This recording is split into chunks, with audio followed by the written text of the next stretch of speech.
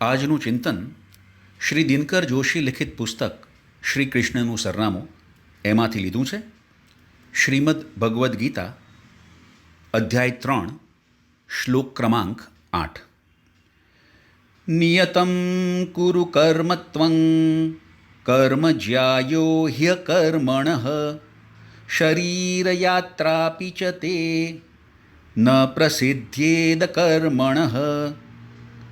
તું તારા માટે નિશ્ચિત થયેલું હોય એ કર્મ કરજે. કર્મ ન કરવા કરતાં કર્મ કરવા એ વધારે સારું છે. જો તું કર્મ નહીં કરે તો તારા શરીરનો વ્યવહાર ચાલશે નહીં.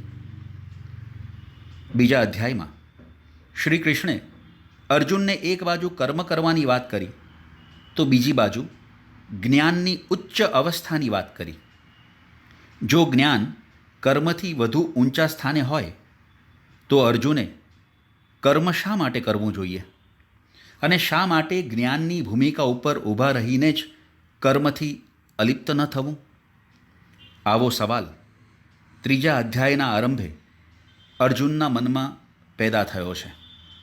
કૃષ્ણ પોતાને સ્પષ્ટ માર્ગદર્શન આપતા નથી અને જ્ઞાન તથા કર્મની જુદી જુદી ભૂમિકાઓથી ગૂંચવાડો પેદા કરે છે એવું એને લાગ્યું. મૂંઝવણમાં મુકાયેલા માણસની આ મનોદશા છે. અર્જુને મનોમન યુદ્ધ નહીં કરવાનો નિશ્ચય કરેલો છે. પણ બીજા અધ્યાયમાં કૃષ્ણે જન્મ અને મૃત્યુ વિશે જે તર્કો એની સમક્ષ ઉપસ્થિત કર્યા એનાથી મનોમન એ માત થયો છે ખરો, પણ કોઈ પણ માણસ પોતાની માન્યતાને બીજા કોઈના તર્કથી તરત બદલવા માગતો નથી. એ રીતે અર્જુને પણ અહીં વળતો તર્ક કર્યો છે. હે કૃષ્ણ, તમારે જે કંઈ કહેવું હોય તે સીધે સીધું અને સ્પષ્ટ કહો. જેમાંથી એક કરતાં વધુ અર્થો ઉપજે એવી ગૂંચવાડાભરી વાતમાં મને નાખો નહીં. અર્જુનની આ વાત બીજી રીતે પણ મહત્ત્વની છે. જે માણસ ગૂંચવાયેલો હોય અને બીજા પાસેથી માર્ગદર્શન માગે ત્યારે એને 2 અને 2 4 જેવું સ્પષ્ટ માર્ગદર્શન આપવાને બદલે કોઈ તત્વજ્ઞાનની ગહન ચર્ચાઓ કરે ખરું? માથાના દુખાવાની એકાદ ટીકડીથી કામ ચાલતું હોય ત્યારે કોઈ ડૉક્ટર શસ્ત્રક્રિયાની સલાહ આપે ખરો? ગીતામાં શ્રી કૃષ્ણે અર્જુનને સ્પષ્ટ ઉદ્બોધન જ આપ્યું છે. પણ દુર્ભાગ્યે જુદા જુદા મતાંતરોના મનીષીઓએ પોતપોતાના મતોના સમર્થનમાં અર્થઘટનો કર્યા છે. અર્જુન એક રીતે અહીં ગૂંચવાયો નથી, પણ હજુ એ યુદ્ધ નહીં કરવાની એટલે કે કર્મ ત્યાગની પોતાની વાત ભૂલવા તૈયાર નથી. એટલે અહીં ફોડ પાડીને કૃષ્ણ કહે છે કે નિયતમ કુરુ કર્મત્વમ.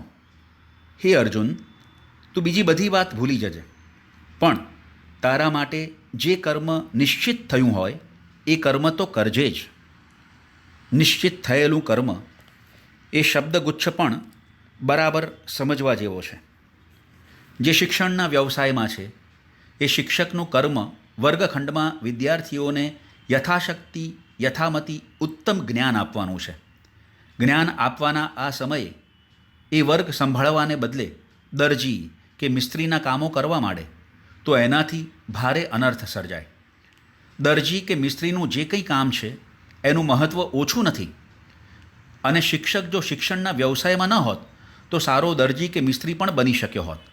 પણ હવે જ્યારે એ શિક્ષક જ બન્યો છે ત્યારે એ એનો સ્વધર્મ બની જાય છે. એ એનું નિયત કર્મ છે. અર્જુન ક્ષત્રિય હતો, યોદ્ધો હતો, એટલે આવી પડેલું યુદ્ધ એ એનું કર્મ હતું.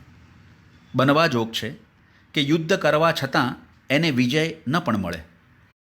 કોઈ પણ કર્મનું પરિણામ હંમેશા અનિશ્ચિત હોય છે.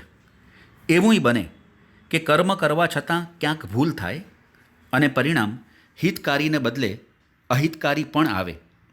આ બધું દૈવને આધીન છે. કૃષ્ણ કહે છે કે પરિણામ વિશે અગાઉથી વિચારીને જે સ્વધર્મ છે, જે નિયત થયેલું કર્મ છે, એનો ત્યાગ કદી થઈ શકે નહીં.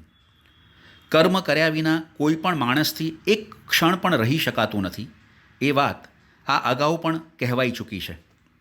માણસ પોતે ઈચ્છે કે ન ઈચ્છે તો પણ શ્વાસ લેવો, રુધિરાભિસરણ થવું, અન્નનું પાચન થવું, આ બધી ક્રિયાઓ એના દેહમાં સતત થતી જ રહે છે. સમયાંતરે ભૂખ લાગે છે, ઊંઘ આવે છે અને માણસે ભોજન કરવું પડે છે તથા નિદ્રાવશ પણ થવું પડે છે. માણસને આ ઉપરાંત પહેરવા વસ્ત્રો જોઈએ છે અને રહેવા માટે ઘર જોઈએ છે. આ બધી જ પ્રવૃત્તિઓ માટે શ્રી કૃષ્ણે અહીં શરીર યાત્રા જેવો શબ્દ પ્રયોજ્યો છે. કોઈ પણ ધર્મ કાર્ય કરવું હોય તો પણ દેહ જ એકમાત્ર સાધન છે.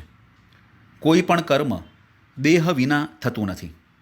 આમ હોવાથી દેહને સારી રીતે ટકાવી રાખવો એ એક યાત્રા જેવું જ પવિત્ર કર્મ છે. જો માણસ કંઈ કર્મ કરે જ નહીં તો આ શરીર યાત્રા સંભવી શકે નહીં.